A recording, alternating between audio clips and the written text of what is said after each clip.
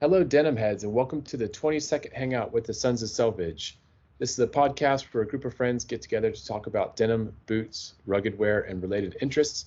We aim for this to be a fun and inclusive podcast where you feel like you're hanging out with longtime friends, but be warned, there is a bit of banter, cutting up, and explicit language.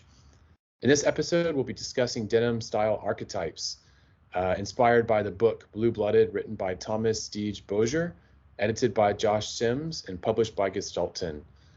On that note, I'm currently suffering from COVID, so if I don't make much sense, I apologize. It's probably that brain fog.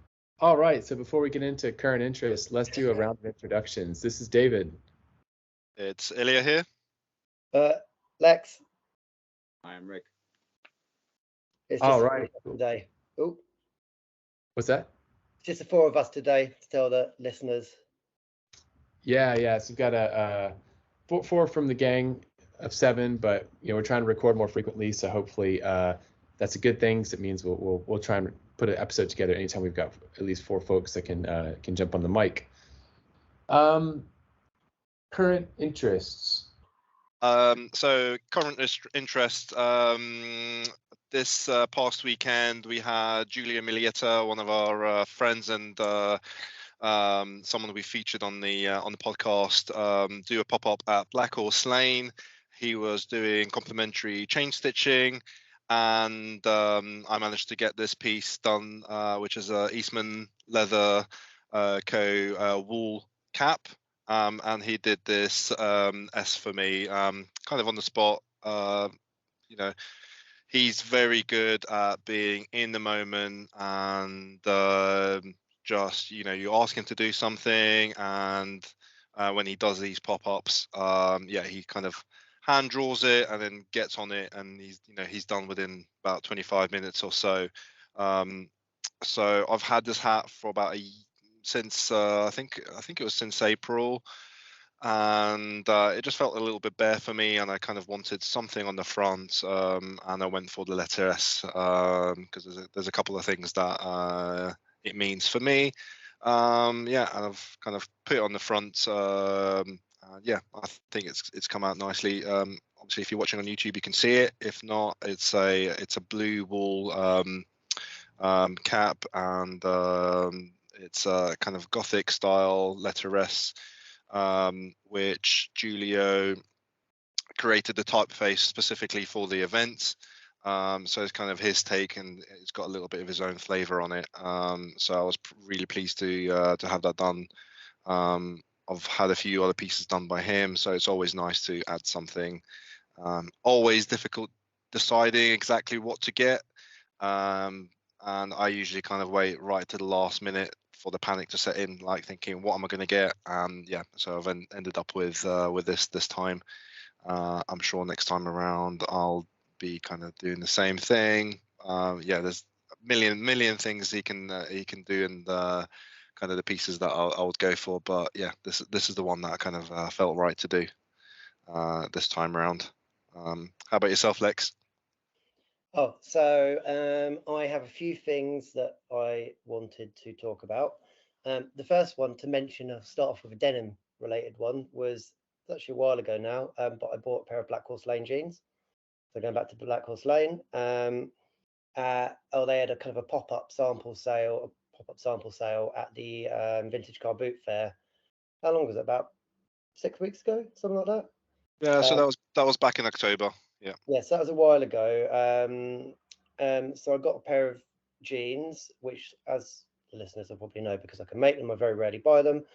But I thought, I've always really liked what they do, so I bought a pair. Ilya, you can probably tell me more about the jeans than I know. So Lex picked up a SE1 pair of jeans, which is kind of harkens back to 19th century, early 1900s jeans. So it's got Aiken style pockets on the back, or with a bit of a smiling pocket, or a scalloped pocket as they're known. and cinch back. So yeah, kind of a very minor style jean, which would have been worn at that time.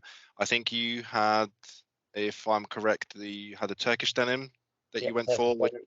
Turkish denim with a red selvage, and it's a wide leg cut. It's the cut that I've been wearing for the last year, and I really like it because it's just very relaxed. It's easy for me when I'm on the bike, when I'm with my kids, and I like a straight leg, and it's got a really nice balance to it without being too baggy. And yeah, the way it drapes and falls after you break it in is really nice. But yeah, I'm looking forward to how yours are looking a while, Lex. Yeah, I know. I'm liking them. It's super high waisted compared to the jeans that I normally wear, but I'm Yeah. quite liking that for a change. It'll take a while to break in because I'm trying to keep them as kind of slightly smarter jeans rather than my everyday cycling jeans. Because Yeah. my cycling jeans, but my entry for the Indigo Invitational was a pair I made, and I don't know how some people get them looking so faded so quickly, because mine just are looking still pretty dark everywhere other than my butt from cycling. So I've got butt fades. Yeah. Anyway, so basically, because these are a bit nicer than the ones I've made, I don't want to get butt fades, so I'm trying to avoid my bike on them. Yeah. But Plus, it's always a bike is a sure way to kill your the crotch on your jeans and to wear that out very quick. So yeah. I think the official name for that kind of fade is a mandrill fade. Like those are those baboons with the blue butts. well, that's what I've got. Yeah. Anyway, so yeah, that's my. I guess since been a while since I've been last on the podcast, so I guess that's my kind of only major purchase. So I thought I should mention that. But yeah, Ricky, how about you? Have you got any news for us? Yeah, so I recently purchased the Blue Blooded book. Sorry, it's out of focus there.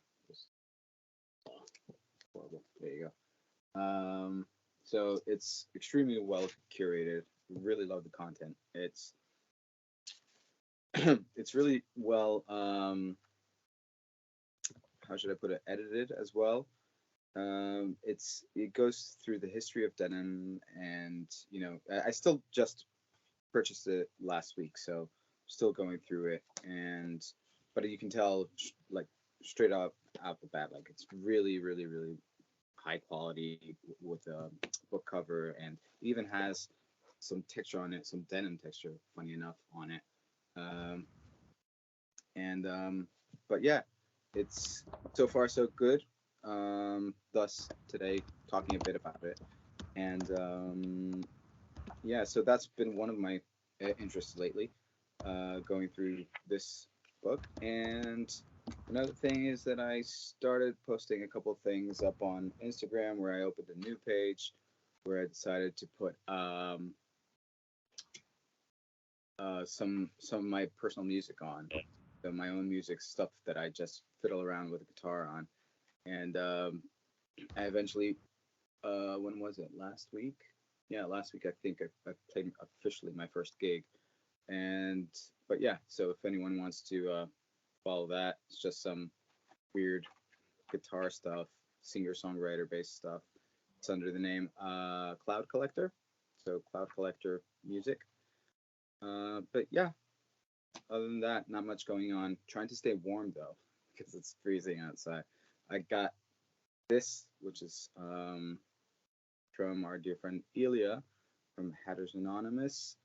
So my current watch cap at the moment, made out of alpaca wool. I'm almost sweating now. No, I just turned the heating on as well. So, but no, it's great. Using it quite often, as well as the other one, which is a black cotton one, which is cool as well. So again, very neutral colors, but yeah, Iliad, keep making these alpaca ones. They're well worth the money. Thank you. Yeah, it's what I love about them is that they're really non-itchy, and they age well, and yeah, just very comfortable to wear. I've got an order of hats with Ilya coming through at some point soon. Yours are ready, and if Alright, you're coming through on the meet on the 15th, then I can pass them over. Yeah, I'll be there next week, so I'll grab them from you then, because one of them is for. Oh, so the other thing that's been happening is, obviously, as you might have seen on Instagram, my studio is almost finished. Yes. So it's been my mate Leo who's been building it, and we're just at the phase where we need to get a Sparky in to connect it, and I need to do one more coat of varnish on the floor tomorrow morning, and then we're good to go. So, which is exciting. But Nice. one of the hats is for Leo as a present, for kind of a thank you for Excellent. doing the studio. I mean, I have been paying him, but thank you. I'm not sure just a hat will cut it. Yeah, here we go. Here we go for your 2 months of hard work. Here's an alpaca hat. Excellent. I can't wait to see how the studio looks. Well, yeah, I'll have at some point, once I'm moved in, I'll have a studio warming for you guys anyway. Yes, sounds good. But that will probably be a while off, because at the moment the entire garden is just mud from the build, so we'll have to do a bit of sorting, but we are getting there. So again, I'll keep you guys updated on the move. Nice. Oh, I'm losing. Oh no, people still there. David, are you still there? Have you got any? Can we have like a very small studio podcast party? Oh, what's that? I was saying, could we do like a very small podcast team party in your studio when it's done? Yeah, could do. Do a studio podcast, definitely. There we go. Cool. There we go. Live podcast from the studio one day. Awesome. You heard it here first. David, have you got any updates for us? Yeah, so I've been kind of hanging out in Austin for like an extended holiday, because I feel like I haven't seen enough family recently. And I think when you live in the UK, you get used to like taking public transit and walking and cycling, and you don't drive so much. So I've been trying to kind of do as much walking as I can here. And it's been interesting to see how you have to kind of like adapt what you wear for the climate. So, winter in Texas is normally, it can be anywhere from like shorts weather to to freezing. It just depends. But like this year, it's been often in like the 70s, which I think is kind of like 15 to 20, or maybe 20 to 25 range on most days. So I'm trying to kind of, in Celsius. So I'm trying to figure out kind of like how to wear the right things so that you're still comfortable and not having to just basically embrace athleisure. So it's been interesting. I realized there's a couple kind of like quick tricks you can do, like any jeans that are like more of a regular straight cut seem to work better. So like I've been wearing my PBJs, which are a regular straight fit, which have a bit more space in the legs, so like more breathing room. And even though they're like an 18-ounce denim, it's fine because it's like not hugged up against you. Although finally, my mother asked if I had a piece of toilet paper stuck to the back pocket where you have like the little PBJ logo. So that was kind of funny. I've also found like wearing a hand sewn moccasin style shoe that's like low top at the ankle works really well. So like a Yucatan, a Quaddy, a Rancourt, any of those kind of like low top hand sewn moccasins are great because you get, you're not wearing a big heavy boot, and your legs can breathe, and like it sounds silly, but even just like cuffing the ankle a couple times and wearing a low cut shoe really makes a big difference. Also, I found the obvious one of wearing chambray tops or like linen tops is a big help. So you can still wear like a nice work shirt or Western style shirt, but if you go for a chambray or a linen blend or even a full linen shirt, you get a lot cooler of a top. And then throwing a bandana in the pocket in case you get a bit of perspiration going is helpful. So yeah, it's kind of interesting to see like how you still can enjoy, let's call it rugged wear, I guess, in a warmer climate and not like be suffering. I mean, I know there's a lot of dudes here, which maybe we'll get into in the archetypes discussion, who will still wear like proper like cowboy jeans and cowboy boots in like the middle of summer. So there's a bit of that kind of like mindset of just like embracing the heat, but there's definitely ways you can beat it too. And I guess lastly, I'll get back on my pedestal and tout the the greatness that is denim Bermuda shorts. So I've been wearing my my 316, I think it's called like a 5x5 weave denim Bermuda short, which it's made out of raw denim, but it's cut like a chino short. It's not a jort. It's got like proper like slash pockets on the side, welt pockets on the back, and so you can also kind of dress it up a bit, which is cool too. So that's kind of been me, trying not to eat too many tacos or too much barbecue so that my clothes don't fit anymore. Walking as much as I can, but still trying to keep the denim on. Nice. Cool. What temperature is it out there at the moment? Right now it is it's 10 in the morning, so it's still early days, but it's about 60 Fahrenheit, which I guess is maybe like 15 Celsius, maybe 18 Celsius. But since I've been here, there's been days where it's been at freezing, and there's been days where it's at like 80 Fahrenheit. So it ranges quite a lot here in winter. But of course, in summer, it's a absolute guarantee that it'll be like at least 100 Fahrenheit every day, like 37. So summer's brutal, but luckily winter's pretty chill. That's Texas. But, how about you, Ilya? Do you have a second thing you want to add? What else? I guess I'll add also that I received a package from my buddy Yegor from Moscow, which contained a couple of hats which I'll be helping him sell via Hat as Anonymous, but I'll talk about that a little bit later. But he also included a pair of HBT chinos for me, which are quite dark navy. They've got a little bit of grey to them, and yeah, so those I'll be wearing over the next couple of months, breaking them in. I've just given them their first wash because they're really rigid, really starchy, and the change. I don't think I've ever had kind of rigid HBT before. So yeah, it was really stiff. I've given them their first wash, and it's just completely changed the characteristic of the fabric. They're very similar now to my Buzz Rickson HBT fatigues in terms of how soft the fabric is. I've hemmed them a little bit as well, but it's really a nice straight, very similar cut to the Buzz Rickson's ones as well. But the difference is the chino pocket style, this look under the slit pocket. Yeah, kind of mid to high waist.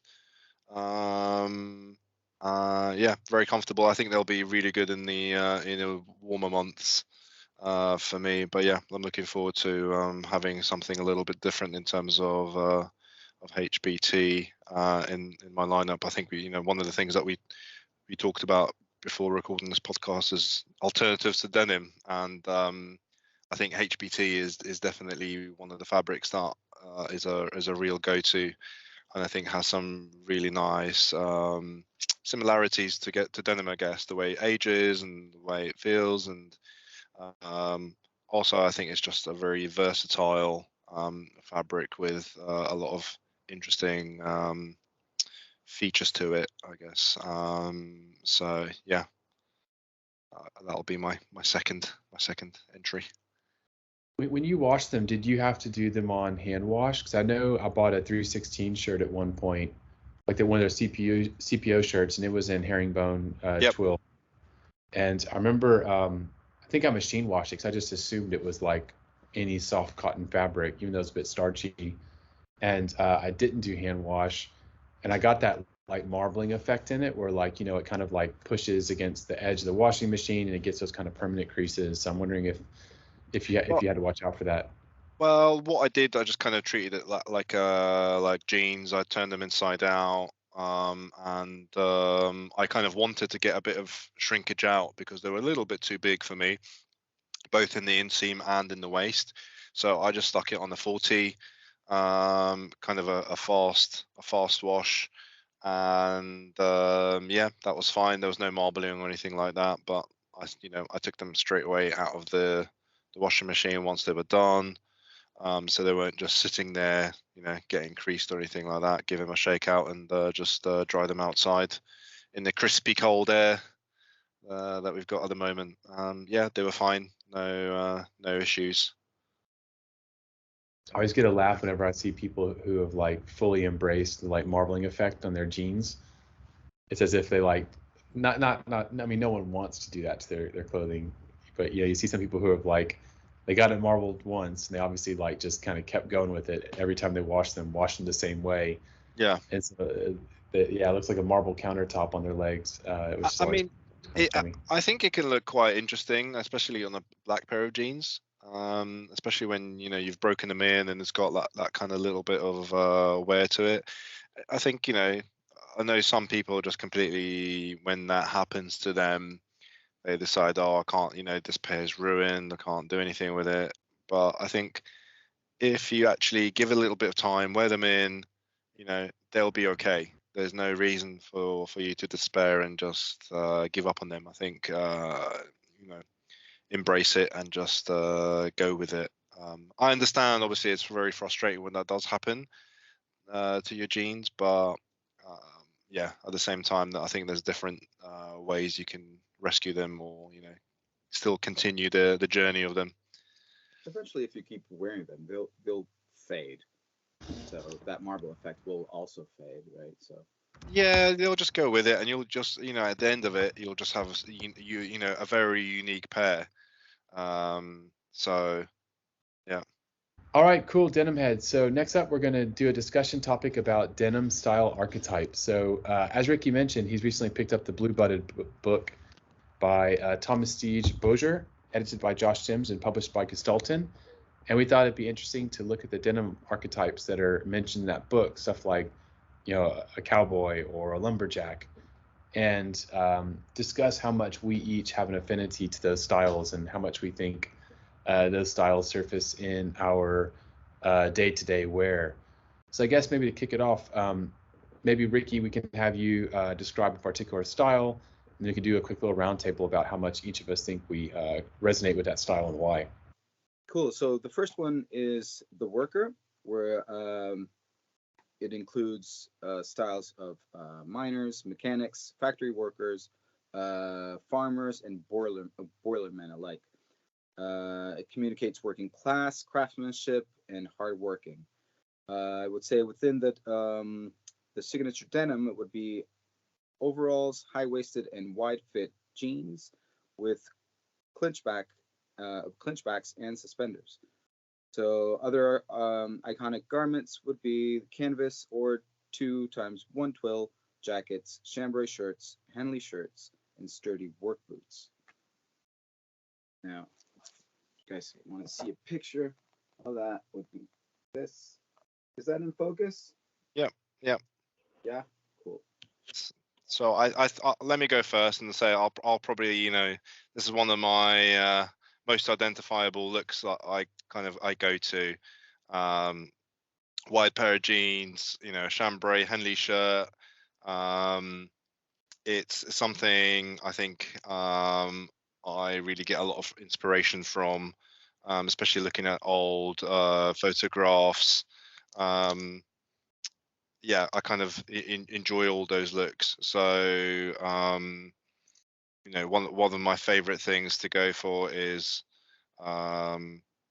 Henley chambray shirt, pair of wide jeans, and a worker style boot, whether at the moment it'd probably be a Donkey Punches, which is a logger boot, but on the whole, I've got duck trousers and chul coats as well within the things I wear. So yeah, I think that's one that's close to my heart. What about you, Lex? Yeah, I guess I kind of do dress with a few of them styles. Like I've got a few work shirts, like PBJ1, or US one that I quite like, that I wear quite a bit. I'd say it's maybe slightly ironic to describe it as a working class look when all of the denim stuff that costs hundreds of pounds. And ironically, when I'm actually doing any type of work, so obviously recently with the studio, I've been doing lots of DIY, lugging in bits of wood. I get changed straight out of my workwear into a crappy old tracksuit. And then when I'm sitting doing my day job on a computer or in a university is when I wear all my workwear. So ironically, my workwear hasn't seen a moment of work in its life. Shame on you, Lex. Shame on you. Yeah, my crappy old paint covered tracksuit has. But yeah, otherwise I would say I probably do identify with that kind of look a little bit. Yeah, especially with my new Black Horse Lane jeans. So yeah, David. Yeah, unfortunately, I have to say that archetype doesn't resonate with me almost at all. With two small exceptions, and that's that I do like to wear a denim apron when I'm like, baking or cooking or doing stuff in the kitchen or like, doing crafts just to kind of look after my clothes. That's kind of a bit workwear, I guess. And then I do love chore coats. I actually might like chore coats more than trucker jackets, but I never wear them in a workwear kind of a way. I like to wear them more in like a dressy way. So I don't know. I guess in some, I probably don't really resonate with that style. What about you, Ricky? Well, I would say that pretty much I'm on your side. Where there's not much where I borrow from, other than I'm enjoying more and more the higher waist jean and the cinch back as well. But yeah, other than that, I don't borrow much more from it that I can think of. I think maybe you've changed a little bit, Ricky, because a couple of years back you would have had Filson Cruiser jacket. True, that's true. I still like those things, but I feel like I go a little bit in and out of those. I think it eventually comes around, but yeah, I don't wear long sleeve Henley shirts, for example. I don't own any of those. I have short sleeve, funny enough. But yeah, I'm not sure. I would associate. That's such a fun fact that I would associate a long sleeve one with the worker, but maybe a short sleeve not so much. And it's pretty much the same garment. It's the same, but I think when you look at old pictures of mine, it's you kind of what you picture is a long sleeve Henley, isn't it? It is. But yeah, I guess it's this short sleeve Henley is a little bit more athletic connotations. Yeah. A little bit more sporty, maybe. Those I've never in my life worn a Henley. Yeah. I've been doing that recently. That's been a change for me. I've always been a t-shirt guy, and I've always cringed a little bit at the Henley, especially if it's a long sleeve because it looks like a pajama. But yep, for that very reason, I've never worn one. Is that the reason? So there you go. Yeah, they look like pajamas. Yeah. Yeah. So I'll give you a great reason why a long sleeve Henley is a good option.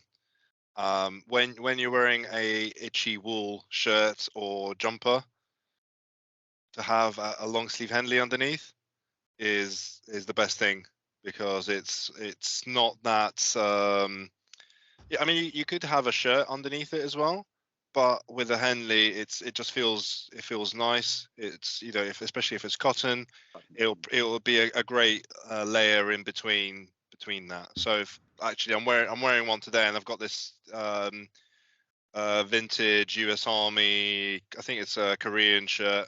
Very it's not nice on the skin, so I've got a long sleeve Henley on today just for that reason.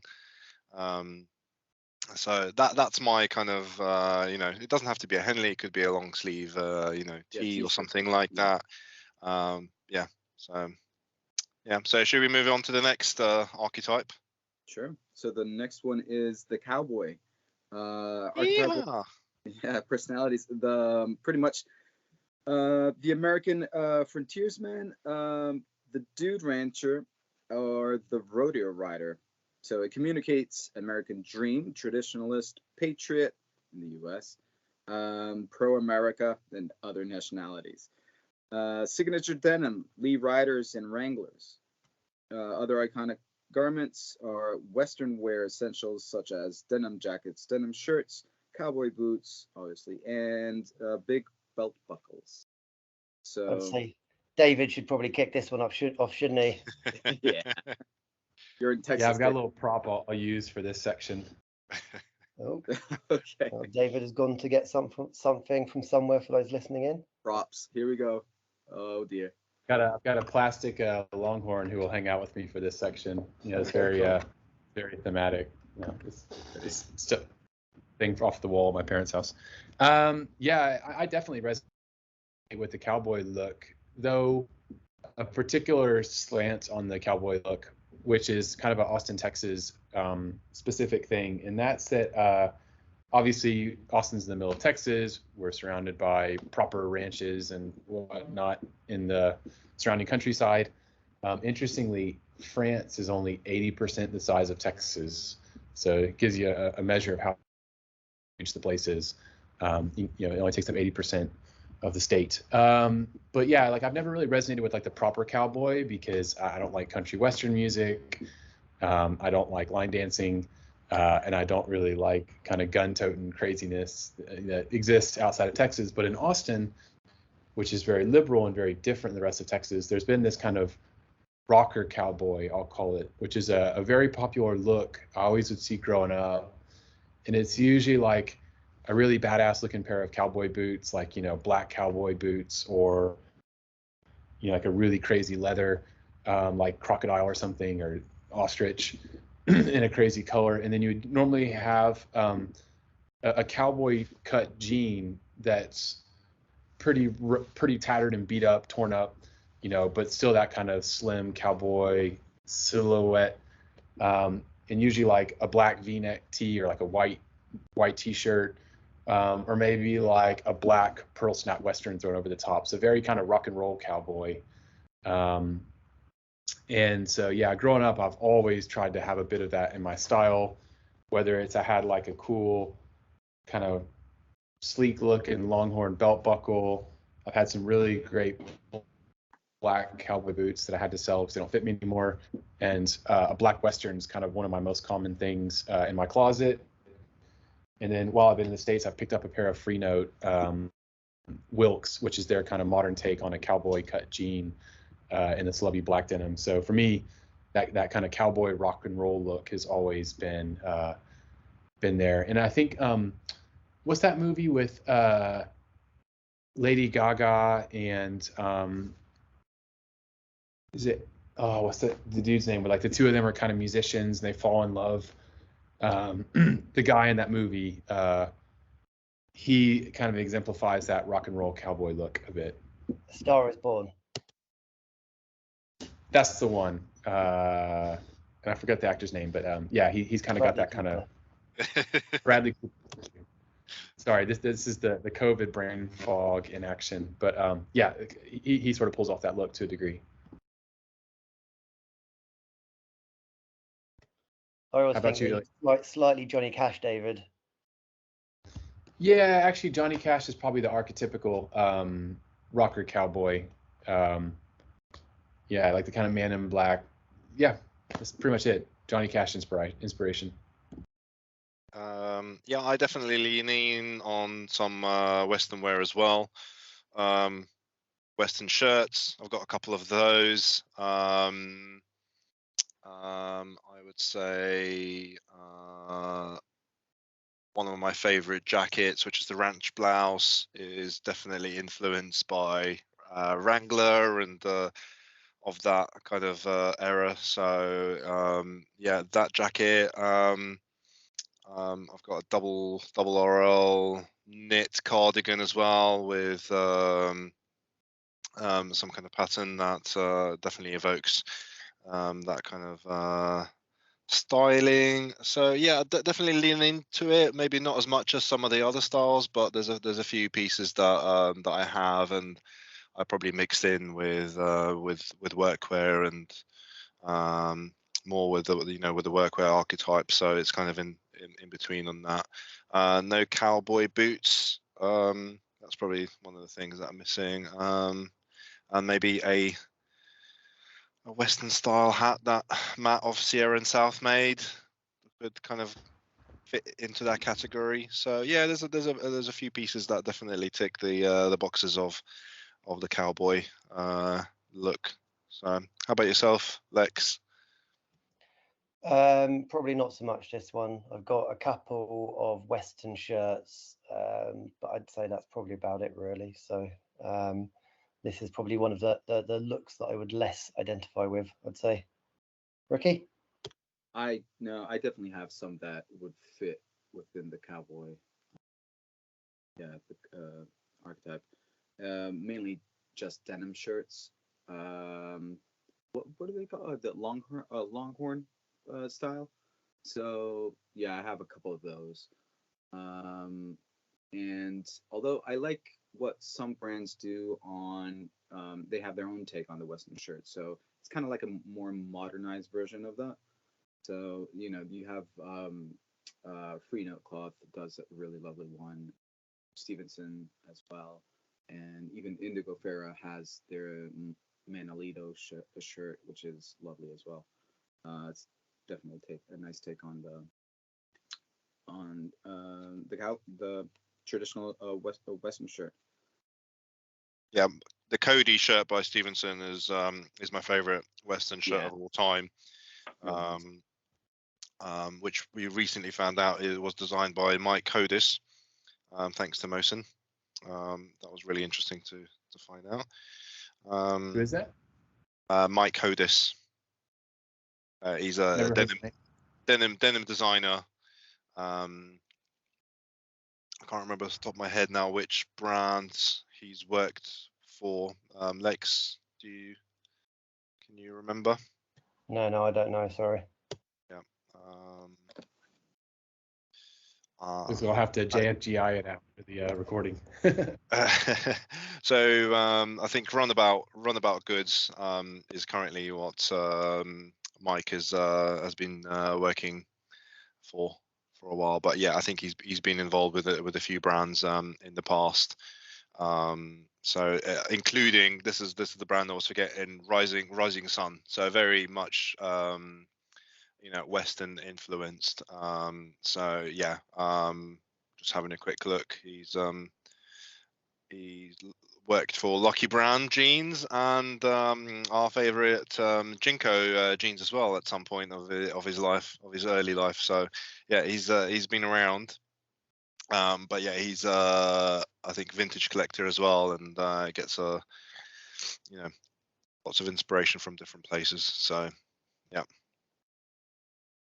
I guess if you're a lifelong lover of denim, there's probably no way to have avoided those points in history where everything was crazy, ginormo Jinko jeans or over the top, embellished Lucky jeans. I guess I guess if you work in the industry, you can't avoid it. No, so I think we have to say thank you to Mike for the Jinko jeans. I think that's he brought the wide leg. He brought the wide leg to the scene back in the mid 90s. I guess that really all traces back to the whole Manchester rave scene, but I guess that's probably a whole separate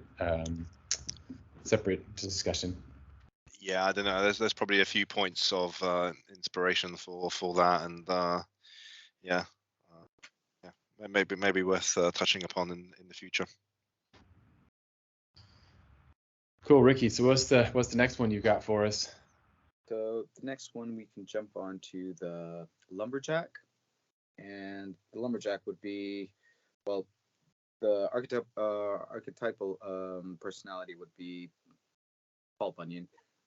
For those who are not so familiar, is pretty much just like a American folk hero with lumberjack style. Canadian as well, maybe, right? For sure. I don't know. I'm not. Great question, actually. But yeah.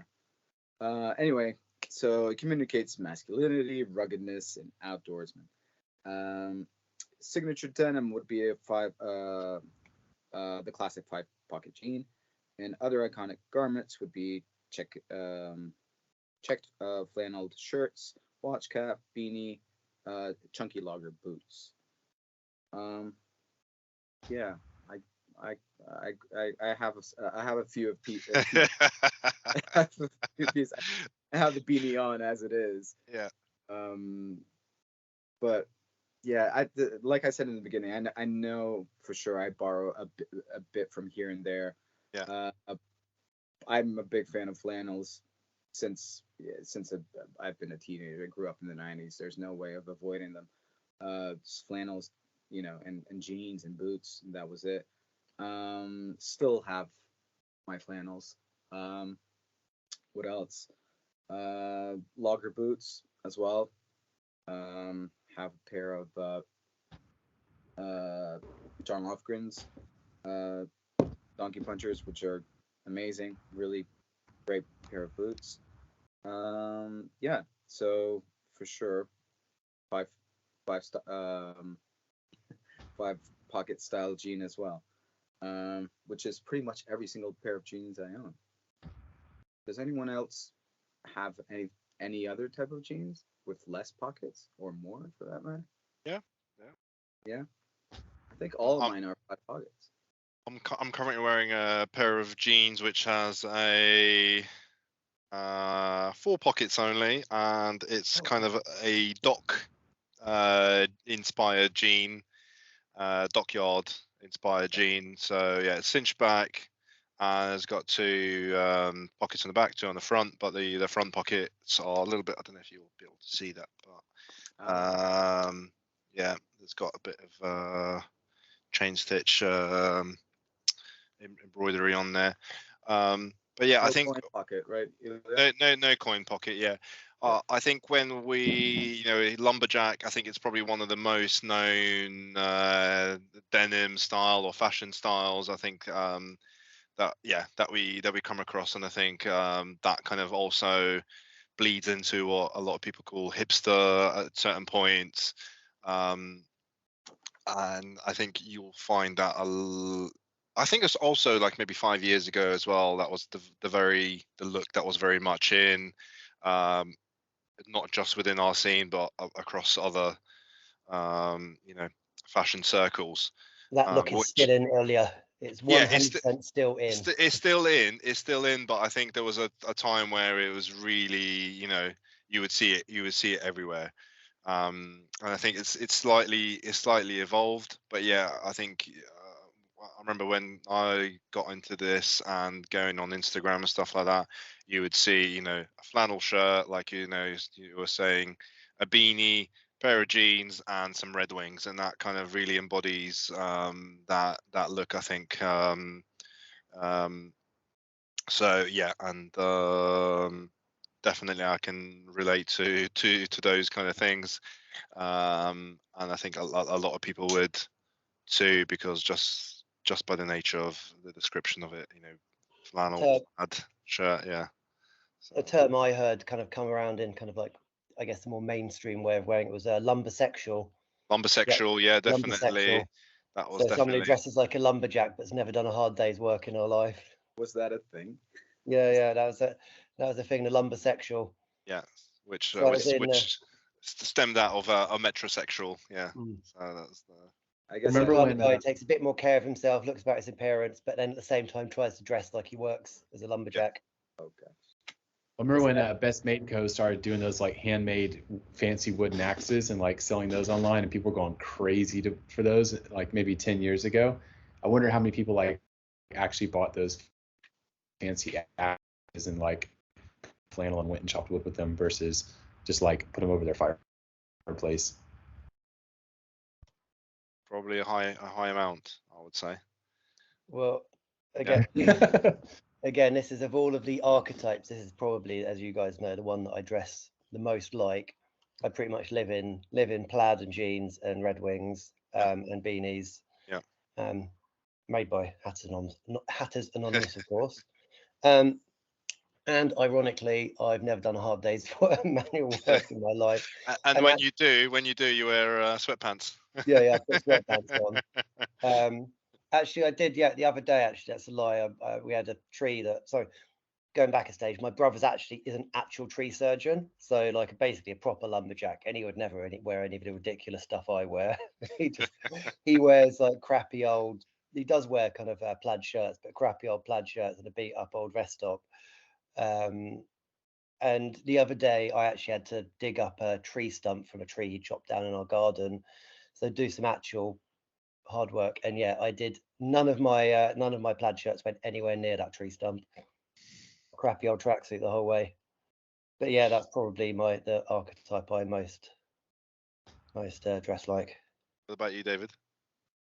Yeah, so I don't resonate with the lumberjack at all, unfortunately. And I think for me, it's like ultimately you can roll it up in its entirety to like a Pacific Northwest look, whether it's like the lumberjacks who are actually chopping down trees and like, you know, wearing original Filson kit in the 1800s to like stay warm and dry, or whether it's current day, you know, basically like the grunge style or the grunge movement that, you know, kicked off in the 90s. Basically, what do you buy at thrift stores in the Pacific Northwest? Well, you buy old flannels and things like that. And so like, you know, Kurt Cobain rocking the plaid was because that was what he would find at thrift stores. And though I love grunge music and really listened to a lot growing up, I never resonated with the look of grunge, and except maybe the Cardigan. But yeah, I don't know. For some reason, I've just never really gotten on board with the style. Even if I love flannels, but even when I buy flannels, I usually buy ones without patterns, like solid color flannels. I think for me, I like a little bit more of a modern twist on some of the design pieces. Though I do love wax canvas items, but again, in a modern context. Funny you mentioned About that. you, Ricky? Yeah, it's funny you mentioned the Pacific Northwest, David, because that's pretty much all I grew up on in the 90s. And I'm also from the Northwest, but of the Atlantic coast. But so that would be the Portuguese Northwest. And although, you know, it's a very different culture, culturally wise, right? But it's funny that we share a lot of same garments, which are definitely the plaids and the wools as well. So like this would be something I would be wearing back home in Portugal, because in the Northwest coast it's quite windy and cold in the winter, like more so, I would say even more so than here in London, which is odd. But because we're right by the ocean and it can get really cold and windy and really unpleasant, so everyone's wearing, you know, beanies and wool jumpers so yeah, and flannels as well. So yeah, it's funny how, you know, it's just as you said in the beginning with the climate, how you adapt to climate, and eventually things come around and people are wearing fairly the same thing. But yeah, definitely music had a big play in that. You know, just culture in general. Up to this day, you still see people walking down the street in Doc Martens and, you know, ripped jeans and stuff. So yeah, still lives on. Ricky, today I'd say the archetype you look like is maybe a Swedish intellectual. Today, I could see you sitting in a wooden hut somewhere surrounded by snow reading poetry. I'm missing my piano. Yeah. Sorry, Yeah, he's like an après-ski jazz musician who's playing in the lodge after the lifts close. I'll take it. I'll take it, man. Yeah, like all that. Right. Shall we jump on to the next one then? Yeah. All right. We have the Rebel. So archetypal personalities would be James Dean, Marlon Brando, Steve McQueen, Marilyn Monroe, and Elvis Presley. Communicates cheekiness, young at heart, nonconformist, live fast and die young. Signature denim would be 1950s style Levi's 501s or similar high-waisted straight fit 5-pocket jeans worn with big cuffs. Other iconic garments would be fitted white tee with short sleeves, obviously, leather biker jacket, and engineer boots. Lex, I'll throw it to you. I actually do quite like, so my Levi's are in LVC 1955, so I do quite like that cut with a white t-shirt. But otherwise, that's probably about it for me with that one. I don't actually own a leather jacket, so, but I do like, yeah, that cut of jeans is probably my favorite. White, plain black t-shirt in summer, all you need, done. Ilya. Yeah, another one I guess I go for, depending on what I'm doing and stuff like that. Definitely a very influential look, I think, for a lot of people. Just white tee and jeans is just such a classic look, and such an easy one to throw on in the summer. Yeah, and yeah, both, again, leather jackets and engineer boots is something that I enjoy.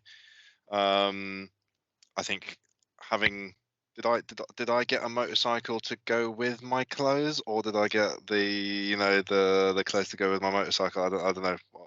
It kind of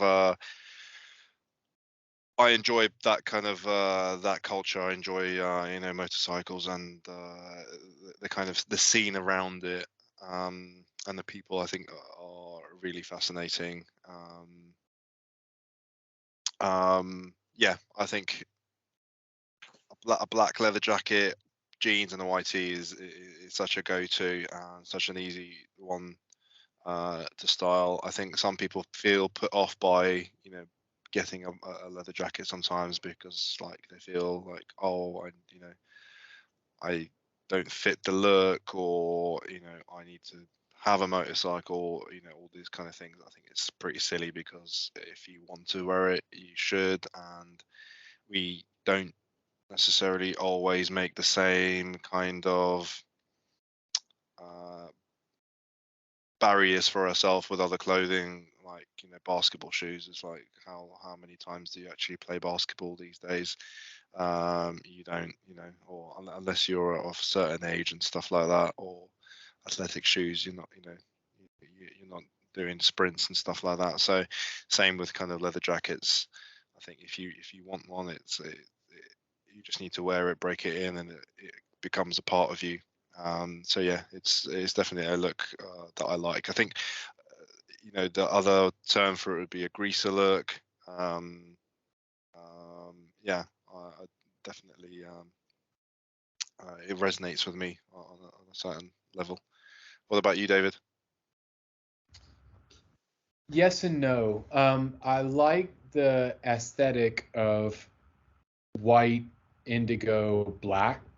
Like, I think the rebel look or the greaser look is like, it's the shiny black leather, it's the white tee or black tee, I'd probably actually white tee it to be authentic, and then like kind of raw denim. So from a color palette, I really like it, and I like the simplicity of it.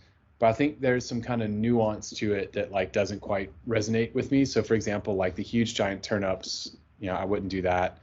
The engineer boot, not so much, but like the like the guys in the 50s who are rocking like Converse and that kind of thing, like those kind of sneakers, that does. The simple tee, that does, although I've never really been buff enough to like do the kind of turned up sleeves and stuff and like stick my cigarette pack in them or whatever.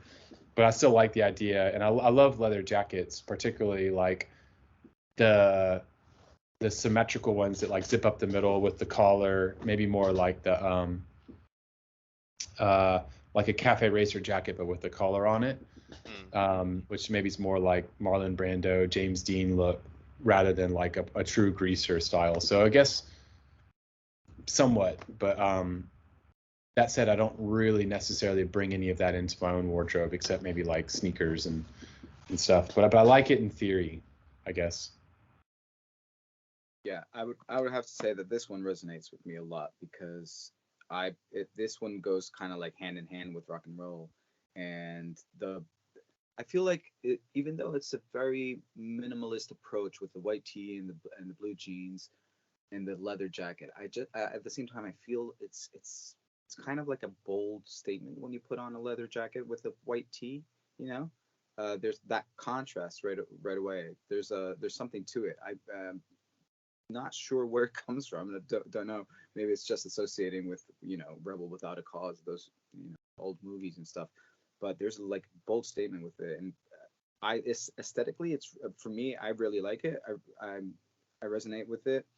But at the same time, I don't own any pair of engineer boots. I don't think I've even ever tried a pair on, so I'm not sure I would be complete with the 50s look, if that makes sense. But yeah, then, at the same time, that dichotomy of having a very bold statement with me not being the most, I don't know, outspoken person, that's a bit of a contrast there. So yeah, I don't know. I definitely borrow a lot from this look for sure. Ilya, you're 4 for 4 now. You got. I'm just a chameleon. Yeah, I'm you just go for just, every one now. yeah. I just like it all. Yeah. Give it to me all. This is a good one. This for sure. All right. That's why it's got the Instagram following, right? Makes sense. Variety, yeah. Okay, let's jump on to the hippie. Still have a few to go through. So here we go. John Lennon, Bob Marley kind of look. Although this one feels a bit vague because I can think of so many outfits that John Lennon went through, from very stylish to. I guess it's from the 70s kind of era, or the late 60s era, or John Lennon, if you think of him. Possibly, yeah. In that, yeah. Makes sense. So communicates peace, love, and harmony, free spirit, environmental consciousness. Signature denim would be washout flared jeans, usually slim.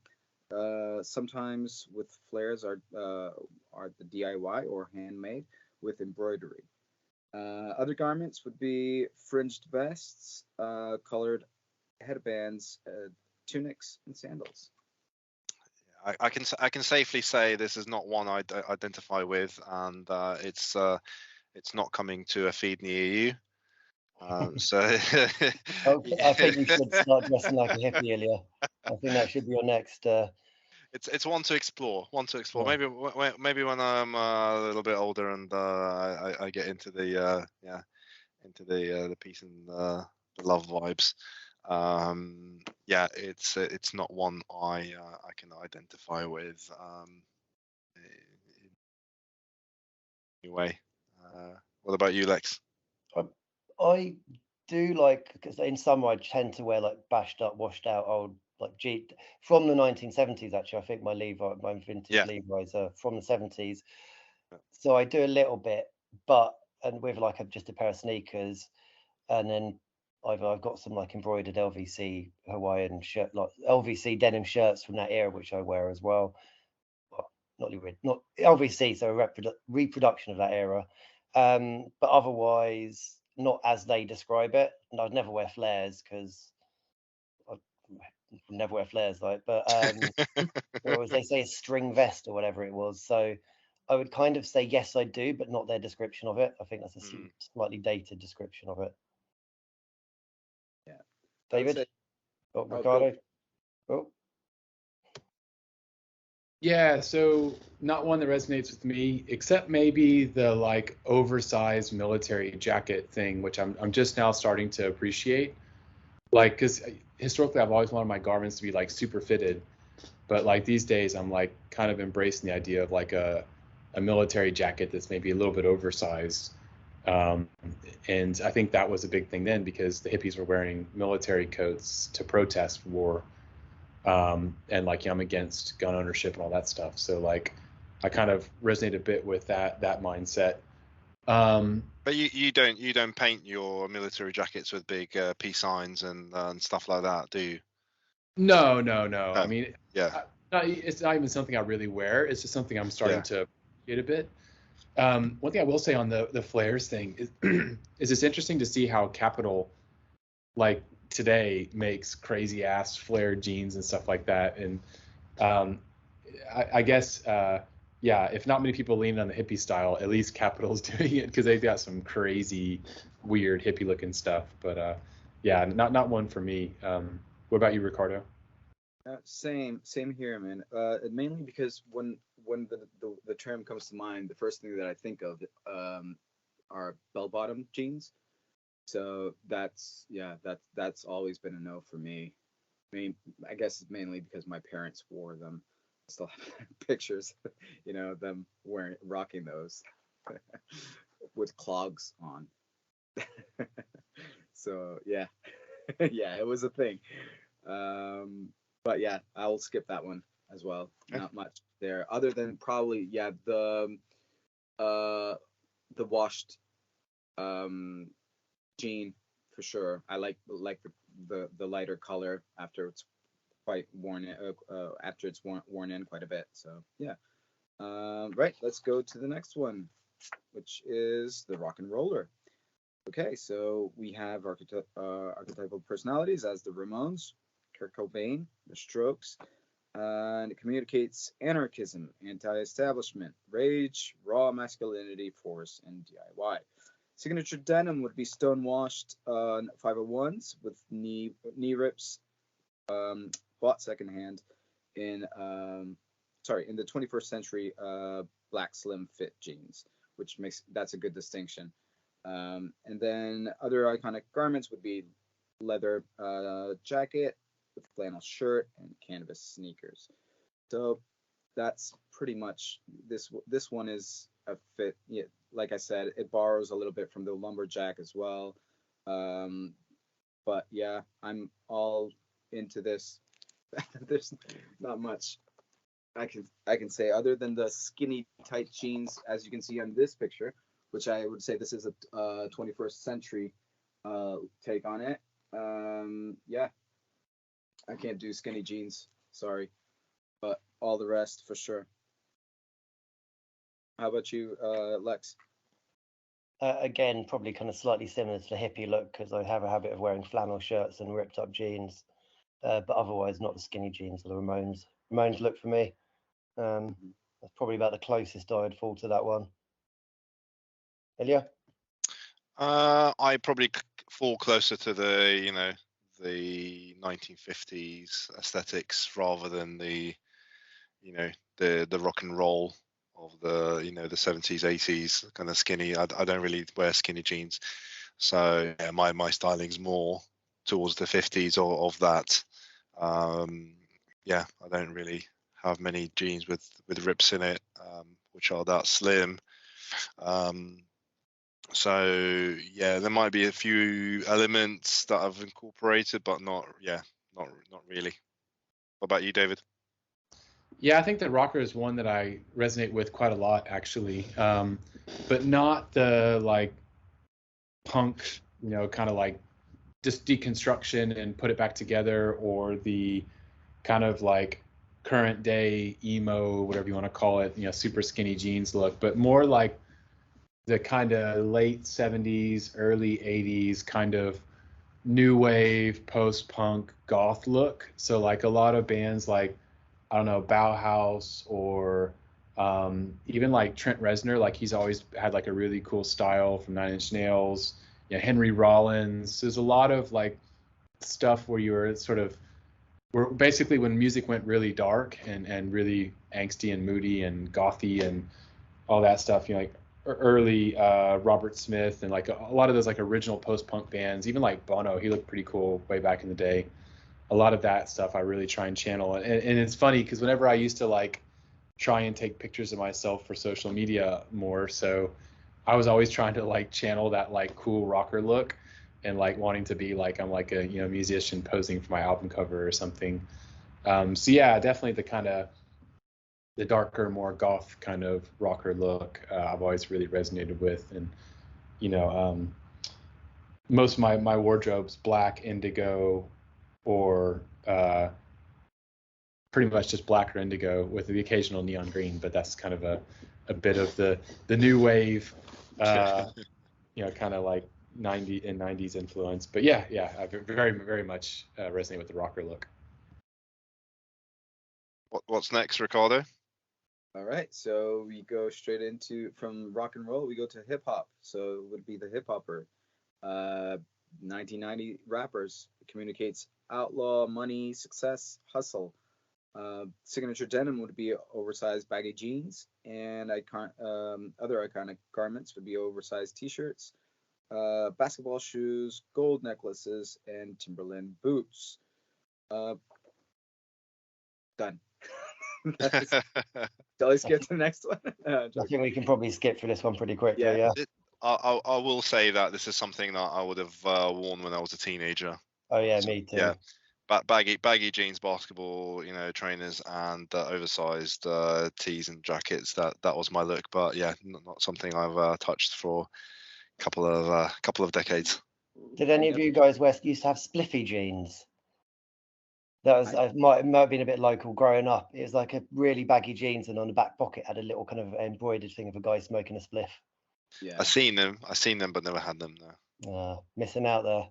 I remember seeing those, yeah, but I never wore them. And funny enough, I used to play basketball, but I never even wore basketball shoes outside of playing, because that was kind of like frowned upon, where you would wear the basketball shoes in the street, and it's like, what are you doing? You're supposed to use them only on the court. Yeah. Yeah. All right, David, I'm not sure you wanna. Do you want to chip in with the rapper look? Yeah, actually, to be honest, hip hop's probably been a huge part of my life for my whole life. And I know Ilya and I talk a lot about hip hop, but like I got really big into inline skating and also skateboarding back when I was like in middle school, and like middle school, high school, and even a bit of college. Like my entire life was skater life. And I really kind of resonated with, there was like a particular look called like the hip hop backpacker, which was kind of like something between gorpcore that exists today and like, kind of like regular old kind of hip hop looks, where it's very kind of a technical look, and you had, camo and all kinds of stuff. But I was like a really big skater and really big into that culture. And just randomly, I was going through my closet at my folks' place last night, and I found all of my old like hip hop cassette tapes, and like some of these tapes are like, oh man, 30 years old now. No, not that old. 25 years old, and like I just am instantly taken back to that time. I had big old baggy jeans, skateboard shoes. I had my skateboard and my rollerblades, and usually had some like loud hip hop bumping. Yeah, a bit that. I mean, arguably, I would say that like the Run DMC look is probably the quintessential hip hop look, which I didn't resonate with, but yeah, that's a huge part of my youth. I guess Ilya's as well, right? Yeah. I kind of spoke about it. That's how I dressed up in my my teens. So yeah. So what's next, Ricardo? Next one's something which David might resonate a bit with. It's the minimalist. Here we go. So we have Young's urban Scandinavians. It communicates. I'm going to butcher this. Yuchi, UC probably. It means young urban creatives. Sophistication, creativity, highly developed sense of style, appreciation of quality. Signature denim would be slim or skinny fit, black jeans.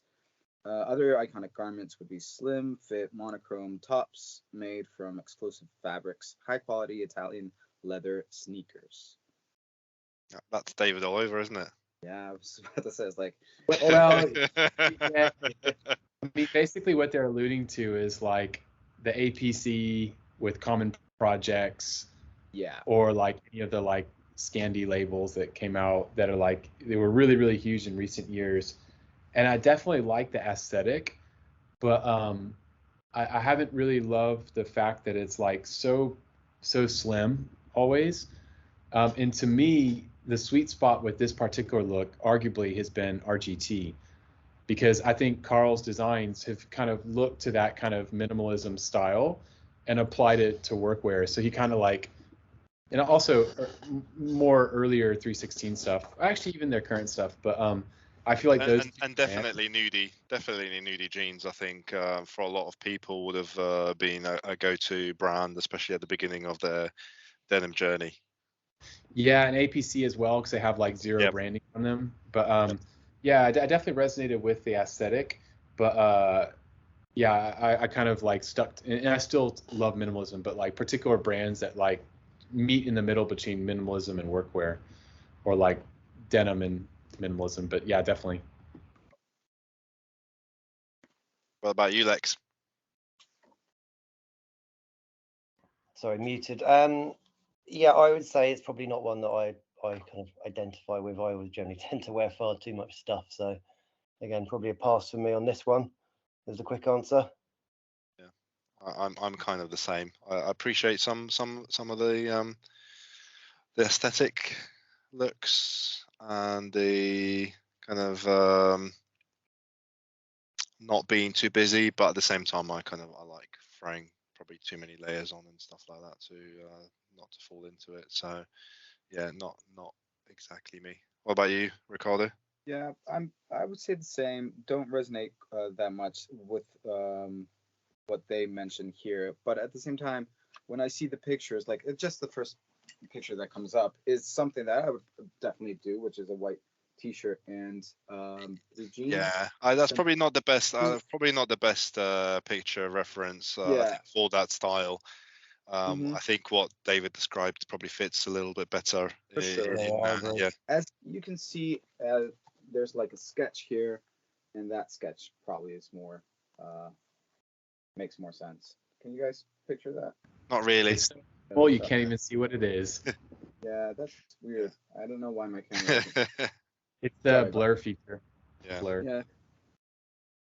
But yeah, it's pretty much what David described. Okay, what's next? Yeah, next one. I think it's is this last one? No, second to last is the dad, which is the Steve Jobs, Jerry Seinfeld, Barack Obama, and the entire cast of the original Beverly Hills 90210 series. Well, Ilya, you're the only actual dad here, so you should go to.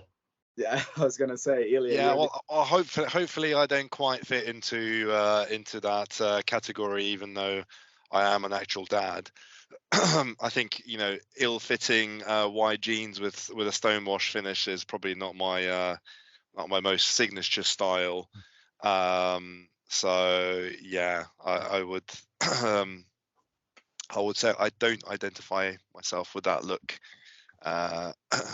quite so much. Excuse me. What about you, Lex? Yeah, no, same here. I would. That's probably not my one again. So I think we can get through this one quite quickly. David? Hard pass. Although, if folks want to learn more about this look, they should check out the Denim Dads podcast. Yes. They lean in hard on this one. Ricky? Right. Last but not least is the Mediterranean one. So Southern Europeans. I'll have to include myself in that, although I'm not specifically Mediterranean. It communicates a little flamboyant success and loud design. Signature denim would be heavily washed designer jeans, and other iconic garments would be sunglasses, colorful shirts, Italian leather shoes.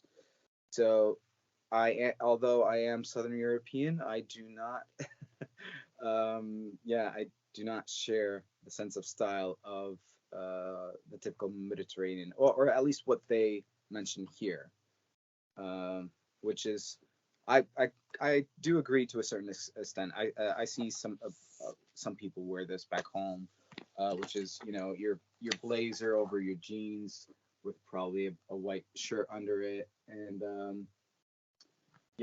so I can see this relating to Southern Europeans a lot. Again, I guess the weather has a big implication on it, so I would say it's probably the main factor. How about you, Lex? Yeah, do you hard ever pass wear again. a blazer? Do you ever wear a blazer over jeans? I would. I have done. I think I would. I'm not against wearing a blazer with jeans. But just not in the way that they would. Yeah. Not in that sort of way. I don't think. Yeah, not for me. Pass. Yeah, I would be the same. I think there is a nice way to style that, which is a little bit more sartorial kind of way. Which probably at the time of the book that was released, maybe they didn't include that kind of archetype, but which I think has become a lot more prevalent right now. I think, you know, the mix of these archetypes is probably something that, you know, if the book were updated, it would have something like that kind of military preppy workwear fused in together. So I think, you know, this book just kind of really goes down the line of what these are. So no, I can't say I can relate to specifically what they're talking about in that archetype. What about you, David? Yeah, actually, I do resonate with it a bit. I've always liked to kind of dress up a bit. So, like, I've got a couple of blazers, like indigo dyed blazers from Opolis. Um, I've always liked to have a necktie on when I can, even wearing them for fun sometimes. And then I guess a bit of like the kind of peacocking, you know, sort of bright colored sneakers, bright colored shirts. So I do mix a bit of that in. And I have in the past been accused of looking like an Italian guy on a moped without the moped. So yeah, a bit. I mean, it's not like one of my biggest contributors to my style, but there's a bit of that for sure. I guess it's maybe due to my Italian blood. Yeah. There you go. That's the end. That's all 10. Yeah. Cool. Do we feel there's any archetypes that they've missed in the book that you'd say are big things? Well, like I've mentioned, I think the sartorial kind of person, which kind of is alluded to in the last one. I think denim's become a very popular thing for the office guy who's now doesn't have to wear a suit all the time, wants to dress up a little, you know, a little bit nicer, and will mix that in with a, you know, a sports coat or blazer or, you know, something of that sort. I think that's probably a newer archetype that we're seeing. Yeah, and probably although it's alluded a little bit in the worker, maybe someone who likes to dress up with a little bit more military slant, I guess. I think that's an archetype that definitely missed. I think what we see a lot in Japan is a mix of motorcycle clad guys with, you know, military jackets or leather jackets mixed in with fatigues, engineer boots, that kind of look. It's a kind of, I guess, a Japanese biker look that's quite popular, at least what I see. Those are the ones that I would say they've probably missed. There's probably others as well, but yeah, I don't know. What do you think, Lex? Is there anything? No, I think that kind of probably covers. I think that probably covers most of it, like the denim looks, I'd say. So yeah. Yeah. What about you, David? Yeah, two came to mind. One was the kind of Ivy League style, which I know it's not necessarily denim specific, but denim did factor into the Ivy League look. And of course, you know, Take Ivy and, you know, all that kind of stuff kind of really goes more into that. But also I was thinking too, like the tech bro is kind of a new archetype where it's like, you know, you've got your Everlane jeans, you've got your Allbirds sneakers, you're probably wearing like a Patagonia fleece if you're a venture capitalist, or, you know, like a Everlane hoodie if you're a developer. And that's kind of like become a thing now, particularly around San Francisco. You'll see like the tech bros everywhere. And I am male and work in tech, so I can't entirely separate myself from that, but I don't in any way align with that style. I guess it's maybe a bit like the Mark Zuckerberg look to a degree. Yep. Ricky? I was just thinking of different styles, like archetypes that you guys were mentioning, and I'm thinking of one that I think it's I'm not quite into, as in like I don't know much about, but I think there's like a very sports like one, which would include like basketball players, NBA players, where they would come in with very skinny jeans as well, but then they would have the most flamboyant type of things over wearing on top of it, either like bright colored blazers or you know, even sweaters. So yeah, and with big sneakers and stuff like that. So kind of like streetwear, kind of street style, sneakerhead, kind of like what David was saying there. Yeah, I think street style probably is definitely it kind of marries the hip hop look, but updates it for a new silhouette, for a more slimmer silhouette. Yeah. Cool. Awesome. Well, this turned into a great episode. After a bit of improvisation, I think we've come up with a pretty fantastic discussion topic here today. What do you guys think? Yeah, I think it's quite nice to be hit on the spot of what we're going to be talking about. So yeah, good, good freestyling skills. COVID brain fog. Shout out to Thomas for helping us out. Yeah, and we should probably also plug his new book, which has just been released, which talks about the rebel specifically in terms of the clothing. We probably need to do a quick Google what the official title is. Christmas gift, anyone? Yeah, well, I definitely would like that as a Christmas gift if anybody wants to put that out there. My birthday's right after Christmas, guys. Well, as a reminder, again, we were talking today about Blue Blooded. It's written by Thomas Stige Bozier, and it's edited by Josh Sims, and it's published by Gestalten. On that note, please rate and review us wherever you listen to your podcasts.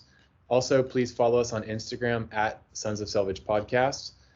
Message us if you want to get in touch and join our Discord. We've got a great community where folks hang out and talk shop, talk denim, everything related and not related. And on that note, thanks everybody for listening to episode number 22. Cool. And lastly, but not least, Ilya wanted to add in the name of Thomas's new book. Yeah, so I just want to plug that. That's called The Rebel's Wardrobe, The Untold Story of Menswear's Renegade Past. Awesome. Yeah, definitely be needing to pick up a copy of that as well and check it out because really enjoyed Blue Blooded in this episode as well. So thanks, everybody.